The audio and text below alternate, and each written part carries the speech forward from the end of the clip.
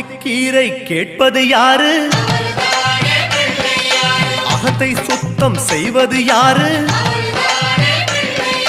மாதுளம் கேட்கும் மன்னவன் யாரு? மாயா பிணிகளை ஒழிப்பது யாரு? ஓமெனும் சொல்லில் இருப்பது யாரு? போதும் முன்னே வருவது யாரு? பிரளயம் காத்த பிள்ளையும் யாரு? அவரும் வாழ்வது எங்கே கூறு?